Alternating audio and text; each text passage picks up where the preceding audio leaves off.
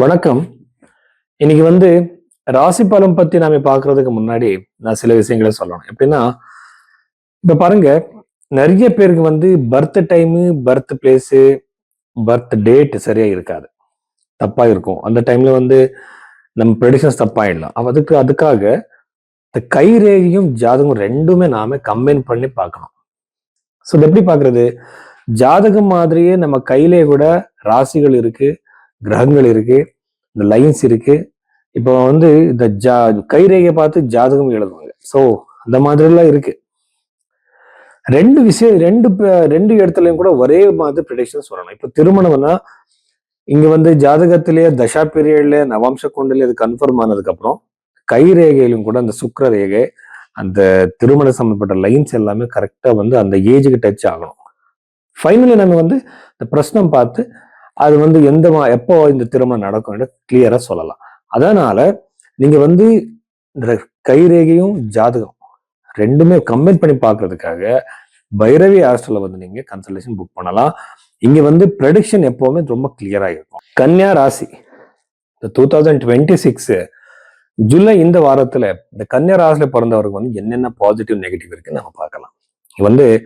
கன்னியா ராசியில பிறந்தவருக்கு ராசிலிருந்து 7வது வீட்டுல இருக்கிற சனி திருமணத்தை டிலே பண்ணும், திருமணம் டிலே ஆயிடும், ரொம்ப நெகட்டிவான ப்ரொபோசல்ஸ் வரும். அது வருவாங்க, பார்ப்பாங்க, ஆனா அது ஒண்ணுமே சொல்ல மாட்டாங்க. இந்த மாதிரில பிரச்சனைகள் வரும். என்கேஜ்மெண்ட் வரைக்கும் போவோம் இந்த பேச்சுவார்த்தை, ஆனா அதுக்கப்புறம் போகாது. இந்த மாதிரி பிரச்சனைகள் எல்லாமே கன்னி ராசியில பிறந்தவர்கள் பார்ப்பாங்க. திருமணம் டிலே ஆகும். ஒருவேளை நீங்க பிறந்திருக்கிற ஜாதகத்துல சப்தம பாவத்தை இந்த சனி பார்த்தாலே போதும், திருமணம் ரொம்ப டிலே ஆயிடும். அது ரொம்ப சிம்பிளான ரெமெடிஸ் இருக்கு, அது பண்ணிக்கலாம். இப்போ அந்த டிலே ஆனா நீங்க பயப்படுறது ஒண்ணுமே இல்லை. சரியான பரிகாரம் பண்ண போதும். பரிகாரம்னா மந்திர ஜபம், தானம், அவ்வளவுதான். சதுர்த்த பாவத்தை சூரியன் பார்க்கும்போது நிறைய பேருக்கு கோர்ட்ல கேஸ் இருக்கும், போட்டிருப்பாங்க. அந்த பூர்வீக சொத்து பத்தி கேஸ் இருக்கும், நீங்களே வாங்கியிருக்கிற சொத்து மேல கேஸ் இருக்கும். அந்த கேஸ் கிளியர் ஆகி கவர்மெண்ட்ல கிடைக்க போற ப்ராப்பர்ட்டி வர்றதுக்கு அதிகமான வாய்ப்பு இருக்கு. சில பேருக்கு கவர்மெண்ட் சாங்ஷன் ஆகும். இது விவசாய பூமி இருக்கலாம், வீடு இருக்கலாம். அந்த மாதிரி உங்களுக்கு நீங்க தேடிட்டு இருந்தா, போயிட்டு இருந்தா, ட்ரை பண்ணிட்டு இருந்தா அவருக்கு கண்டிப்பா அவகாசம் இருக்கு. அதுக்கப்புறம் 11th ஹவுஸ்ல இருக்கிற குரு கிரகம் சதுர்த்தம் சப்தம பாவத்தை அதிபதி.